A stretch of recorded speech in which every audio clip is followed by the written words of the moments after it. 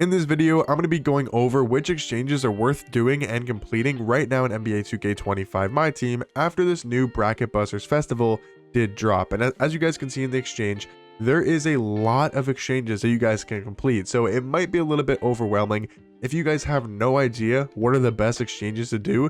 If you guys, for example, are playing Triple Threat Park today on Sunday, and if you guys are getting that 100 overall piece and you guys are wondering, what exchange should I be using that on? What exchanges should I be grinding for using my event pieces on? Because there's definitely really good exchanges, and there's also some exchanges that are not so good in my personal opinion.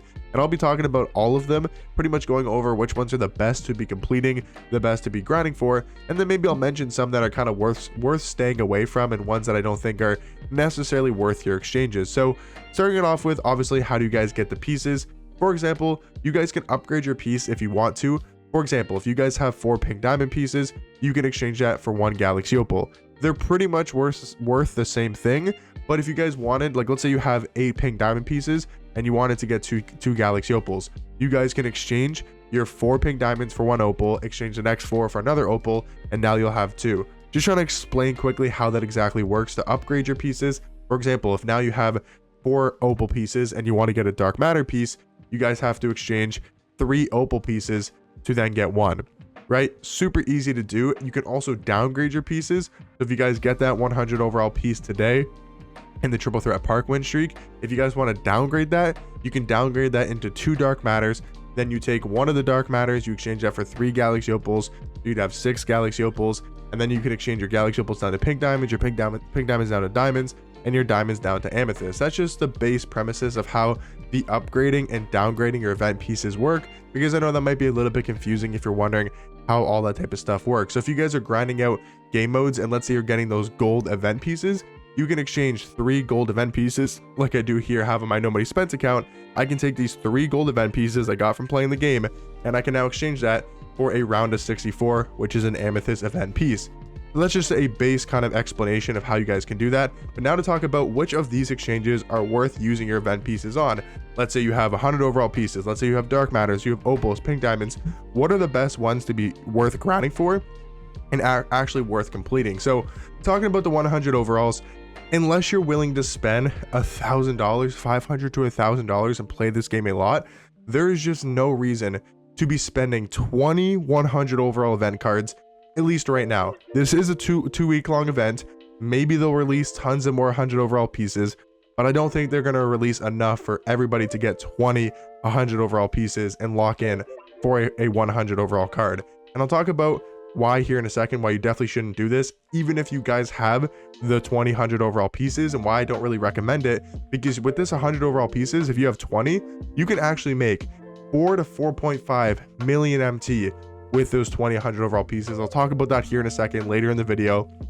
So that's why when you guys are exchanging for players or you're exchanging for packs, you also have to realize with that diamond shoe method that I'll talk about here in a second, like I said, basically every card you're exchanging also sort of has an MT value, because you're able to get MT instead of spending it on that card. For example, if you wanted to spend 20 100 overall pieces on Carmelo Anthony, if you were to downgrade all of your 100 overall pieces into amethyst pieces, you would have a ridiculous amount.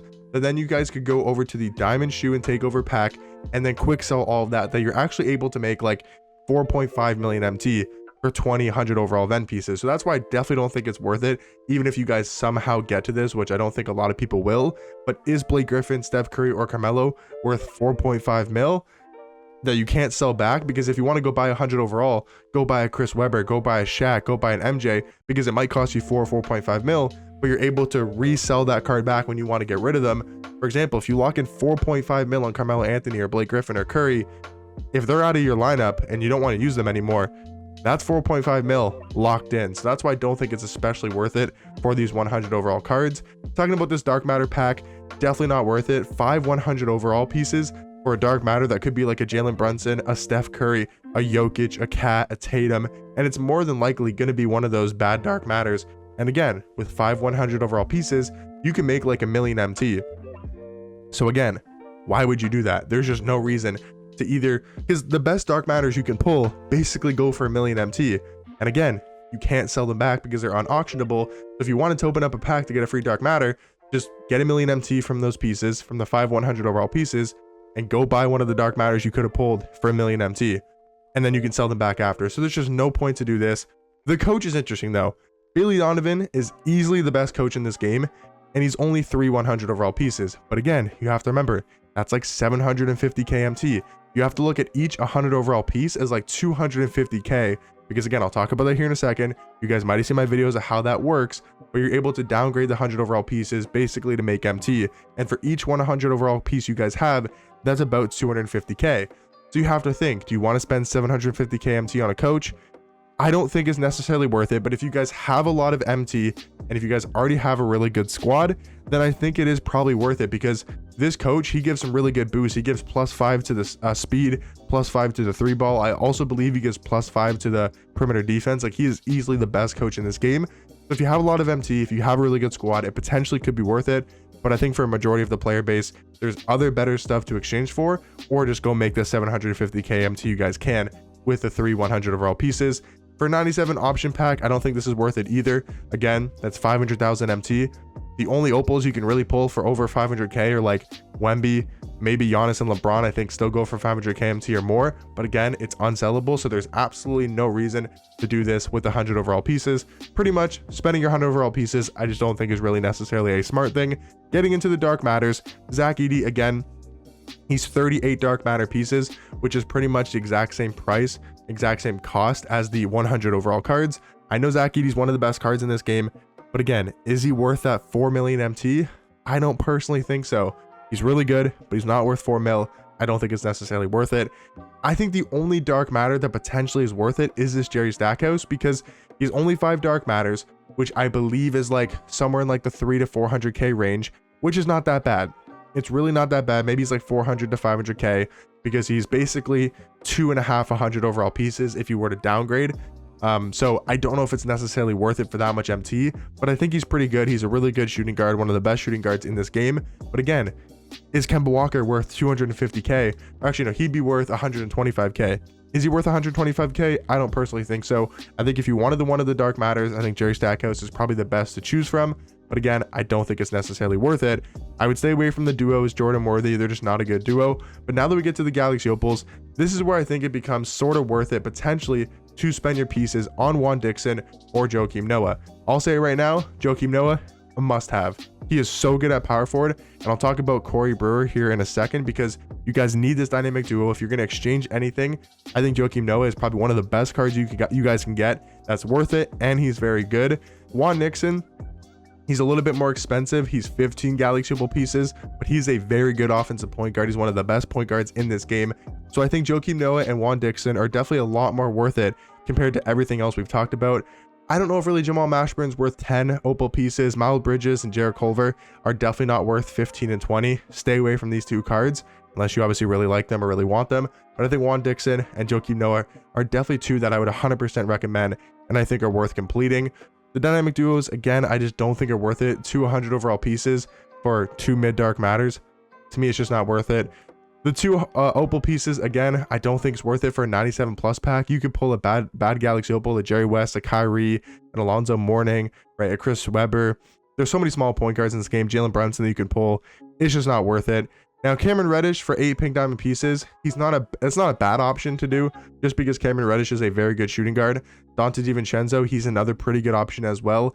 I don't know if they're as must-haves as like a Joakim Noah or a Juan Dixon, but I think they're solid options if you wanted a Dante DiVincenzo or if you wanted a Cameron Reddish. I'm definitely not going to say it's a bad exchange to complete, but I would stay away from the pink diamonds. I would stay away from DeAndre Hunter. I would stay away from Aaron Aflalo.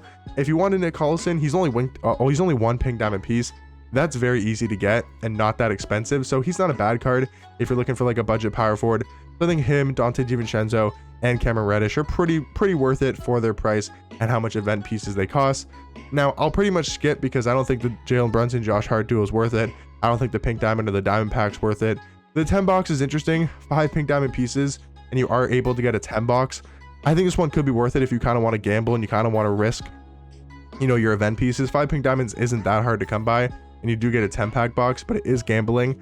Not gambling, it is like risk taking. So I don't know if this is necessarily worth it, but I think it's not a horrible option. I think the legend badge for 4 pink diamonds is actually pretty good. If you guys want to stack up on some legend badges, I would say this is also pretty worth completing as well. Hakeem Warwick is really good. 10 for 10 diamond exchange pieces, event cards, whatever you guys want to call them. He's really good and definitely worth it. He's an amazing small forward. Sheldon Williams, he's also really good for 1 diamond piece. He's an amazing small forward. So these are kind of more for like the budget cards in this event. If you guys want to just exchange, you know, 1 diamond piece, he's a really good small forward. Other than that, though, I think you pretty much want to kind of come over to the Amethyst cards. And I think AC Law is really good for salary cap. And he's also a very good 3 hunting point guard. And Corey Brewer is a must have, especially if you're completing that Joakim Noah exchange, because once you have Corey Brewer and you have Joakim Noah, they do have a dynamic duo to make them into Dark Matters. And Corey Brewer is a 6'9" shooting guard and one of the best shooting guards in this game. Joakim Noah turns into a Dark Matter, one of the best power forwards in this game as well. So those are the best players and kind of packs and legend badges that I would say are worth it. But probably the thing that's the most worth it is this Diamond Shoe and Takeover pack. Now, I've been talking about the entire video how you can make MT with every single piece, the 100 overall piece, the Dark Matters. You can make MT with all of those pieces, because what you guys want to do, I'm going to go back in. I made multiple videos on this, so I'm not going to go too much into detail. But what you guys can do, for example, if you have the 100 overall piece, you're going to downgrade it into two dark matters. Then you're going to downgrade those 2 dark matters into opals, downgrade those opals into pink diamonds, downgrade those pink diamonds into diamonds, downgrade those diamonds into the amethyst. And then you guys want to scroll all the way over to the bottom. Like I said, the Diamond Shoe and Takeover pack. And for every single 100 overall piece, that is 250k if you are quick selling and quick selling the Diamond Shoe and quick selling the Takeover pack. Like I said, I have multiple videos on this, so if you guys want to go check those out, make sure to go check those out on my channel, going more in depth, a full explanation. But honestly, I think this is what is most worth completing, because you're able to make so much MT with your event pieces. So hopefully you guys enjoyed this video. Hopefully you guys find it helpful. These are all the exchanges that I think are worth completing and that you guys should be look to grind for in Bracket Busters Festival in season number 5. But let me know what you guys are going to do with your event pieces down below, and I'll catch you guys in the next one. Peace.